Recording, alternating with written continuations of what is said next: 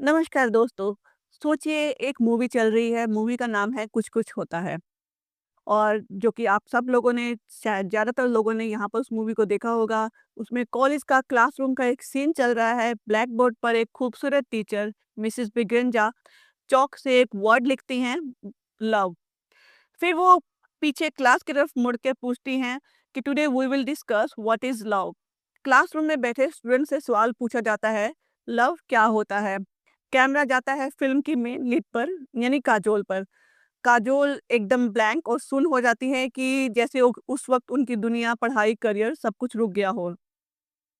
फिर पीछे से एक कॉन्फिडेंट आवाज़ आती है, शाहरुख खान का कैरेक्टर बोलता है, प्यार दोस्ती है। और बस पूरी फ़िल्म की फाउंडेशन वही एक लाइन बन जाता है। अगर आप ध्यान दें तो पूरी मूवी में यही एक क्लासरूम का सीन है जहाँ एजुकेशन की बात होती है और वहाँ भी सिलेबस नहीं लव पढ़ाया जा रहा है। अब आयरनी देखिए, जिस मिस मृगेंद्रा को लव समझाने के लिए दिखाया गया है, उसी कॉलेज के ऑलमोस्ट सारे मेल टीचर उस पर क्रश रखते हैं। मतलब पढ़ाने वाली भी अट्रैक्शन का सेंटर बन जाती हैं। ये मूवी आज से 20 साल पुरानी है, लेकिन सवाल ये है, क्या तब से लेकर आज तक बॉलीवुड का कंसेप्ट बदला है? जवाब है नहीं। बॉलीवुड के ब्लैक एंड व्हाइट सिनेमा से लेकर आज के सिनेमा तक भी बॉलीवुड की सभी लव स्टोरी वो कॉलेज के ऊपर फोकस होती है। यानी college is equal to love story, चाहे वो बॉबी मूवी रही हो, अभिमान, लव स्टोरी 1981, क़यामत से क़यामत तक, डीडीएलजे, इश्क विश्क, स्टूडेंट ऑफ द ईयर या फिर अभी लेटेस्ट रिलीज़ मूवी तेरे इश्क में। कॉलेज को हमेशा रोमांस का प्लेग्राउंड दिखाया जाता है। इस कॉन्सेप्ट की थोड़ी रियल हिस्ट्री को समझते हैं।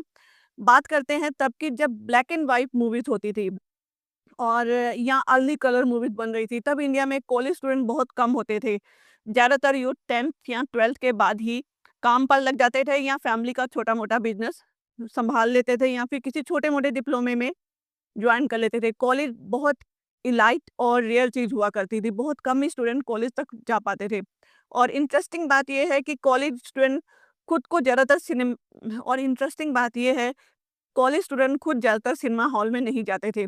मूवीज़ तब भी फैमिली एंटरटेनमेंट होती थी। लेकिन जब फैमिली ने स्क्रीन पर कॉलेज रोमांस को देखा तब पेरेंट्स के दिमाग में एक इमेज बन गई कि कॉलेज गए तो लड़का-लड़की बिगड़ जाएँगे, प्यार हो जाता है या फिर फोकस भटक जाता है। इसका रिज़ल्ट ये हुआ फ़ियर बेस्ड पेरेंटिंग, यानी कि फ़ियर बेस्ड पेरेंटिंग का कांसेप्ट डेवलप हुआ। इस डर की वजह से बहुत सारे पेरेंट्स ने एक पैटर्न फ़ॉलो किया। 12th के बाद बिना पूछे, बिना इंटरेस्ट जाने, बिना करियर प्लानिंग के बच्चों को किसी लोकल डिप्लोमा में या किसी छोटे इंस्टीट्यूट में या फिर किसी रैंडम कोर्स में डाल दिया जाता था। क्योंकि पेरेंट्स का मानना था कि कॉलेज का माहौल ख़राब होता है, बच्चे प्यार में पड़ जाएँगे और उनका फ़ोकस बिगड़ जाएगा। आयरनी ये है कि बॉलीवुड ने कॉलेज को रोमांटिक बना दिया और पेरेंट्स ने कॉलेज को डेंजर ज़ोन। और जो बच्चे कॉलेज गए उनमें से ज़्यादातर बच्चों ने खुद को बॉलीवुड का हीरो समझा। उन्होंने पढ़ाई को साइड में रखकर अपनी अट्रैक्शन को लव स्टोरी का नाम दे दिया और यहीं से शुरू होती है यूथ की इमोशनल ब्लाइंडनेस। बॉलीवुड की मेजॉरिटी रोमांटिक फ़िल्म्स का कोर एक ही होता है, कॉलेज कैंपस, यंग लड़का-लड़की, पढ़ाई बैकग्राउंड में और रोमांस फोरग्राउंड में। बॉलीवुड बार-बार ये मैसेज देता रहा है कि कॉलेज का प्यार ही सबसे प्योर, इंटेंस और मीनिंगफुल होता है। रियलिटी में कॉलेज की एज हार्मोनल चेंजेस, कन्फ्यूज़्ड और अनस्टेबल दौर होता है। अब कॉलेज में असलियत में होता क्या है, जब बच्चा कोई एक कॉलेज में जाता है, तो ऑलमोस्ट 19 ईयर की एज में एक बच्चा कॉलेज में एडमिशन लेता है। उस टाइम पर उसके हार्मोन जो है तेज़ी से बदल रहे होते हैं और हार्मोनल इम्बैलेंस होता है, वैलिडेशन की ज़रूरत होती है, अटेंशन की भूख, आइडेंटिटी कन्फ्यूज़न होती है। इस स्टेज पर बच्चे अक्सर अट्रैक्शन को लव, क्रश को डेस्टिनी और इन्फ्लैक्चुएशन को कमिटमेंट मान लेते हैं। बॉलीवुड हीरो इसी फेज़ को ग्लोरीफाई कर देते हैं। रिज़ल्ट क्या होता है कि बच्चे सोचने लगते हैं कि अगर मैं प्यार में पड़ गया तो मैं भी हीरो बन जाऊँगा। ये बच्चे इमोशनली सेंसिटिव तो होते हैं लेकिन इमोशनली इंटेलिजेंट नहीं होते हैं। इमोशनल इंटेलिजेंस का मतलब होता है अपनी फीलिंग्स को समझना, टाइमिंग को समझना, करियर और रिलेशनशिप के बैलेंस को समझना। बॉलीवुड ये सब हमको बिल्कुल नहीं सिखाता। कॉलेज रोमांस का ये डायरेक्ट इम्पैक्ट जो है पढ़ाई को सेकेंडरी बना देता है। बॉलीवुड से इंस्पायर होकर स्टूडेंट खुद को हीरो समझने लगते हैं। कॉलेज एजुकेशन को सीरियसली नहीं नहीं लेते, पढ़ाई बैकग्राउंड में पढ़ाई बैकग्राउंड नॉइस बन जाती है। लव स्टोरी के नाम पर late night emotional drama, breakup and depression ये सब चलता रहता है। जबकि कॉलेज का मेन पर्पस होता है स्किल बिल्डिंग, करियर फाउंडेशन और सेल्फ डिस्कवरी। लेकिन मूवीज ने कॉलेज को रोमांटिक फैंटेसी जोन बना दिया है। यहाँ से एक स्टेप आगे बढ़कर देखते हैं कि अक्सर इन लव स्टोरीज का एंड क्या होता है। कॉलेज में शुरू हुई लव स्टोरीज के दो ही एंड होते हैं, या तो अर्ली मैरिज या फिर ब्रेकअप। ब्रेकअप होने के बाद बच्चा अक्सर इमोशनल ट्रॉमा में होता है, सेल्फ कॉन्फिडेंस कम हो जाता है, करियर फोकस बिल्कुल खत्म हो जाता है। अगर शादी हो जाए तो शादी के बाद अक्सर लोग सोचते हैं कि शादी के बाद वो अपने करियर पर फोकस करेंगे, मिलकर करियर बना लेंगे, लेकिन रियलिटी क्या होती है कि शादी के बाद फैमिली का प्रेशर बढ़ जाता है, फाइनेंशियल रिस्पॉन्सिबिलिटीज़ बढ़ जाती हैं और सोशल एक्सपेक्टेशन होती है, आपको उनको फुलफ़िल करना आता है, जिसकी वजह से ना तो वो लोग करियर बना पाते हैं सही से और ना ही अपना रिलेशनशिप को हेल्दी बना सक पाते हैं। क्योंकि करियर बनाने के लिए जो फ्रीडम चाहिए होती है, वो शादी के बाद मिलना मुश्किल हो जाता है, ख़ास तौर से इंडियन सोसाइटी में। इसलिए बहुत सारे लोग ना करियर बना पाते हैं, ना रिलेशनशिप को हेल्दी रख पाते हैं। अब यहीं पे हम बात करते हैं हॉलीवुड के कंसेप्ट के बारे में।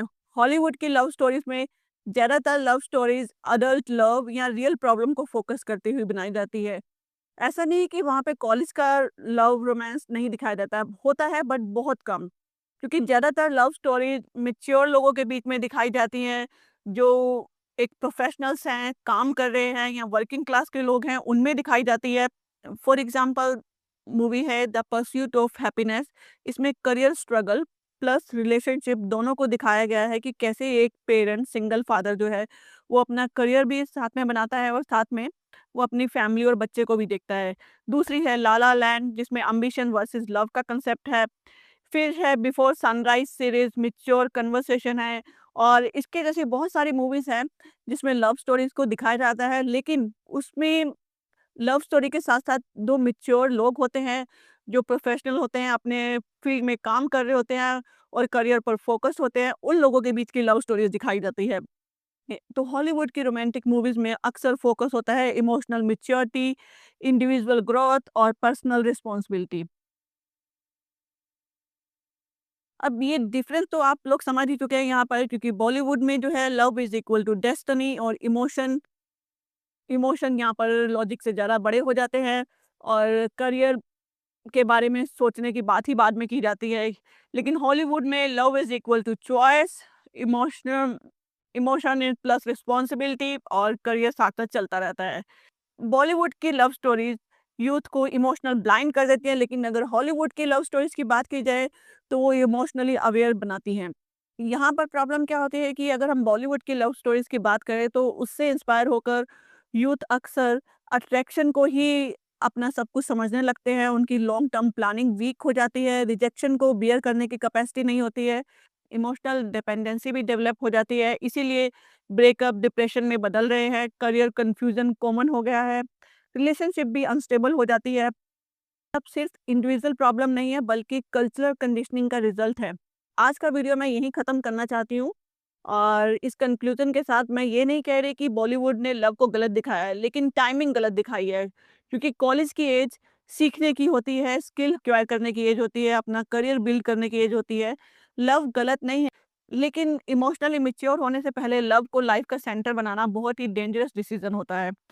हॉलीवुड हमें ये सिखाता है कि पहले इंसान बनो, फिर पार्टनर बनाओ। अगर आपको ये एनालाइज़ यूज़फुल लगा होगा, इस वीडियो को लाइक कीजिए और शेयर कीजिए, मेरे चैनल को सब्सक्राइब कीजिए और कमेंट में बताइए क्या आप भी कभी बॉलीवुड की फैंटेसी का शिकार हुए हैं? Thank you.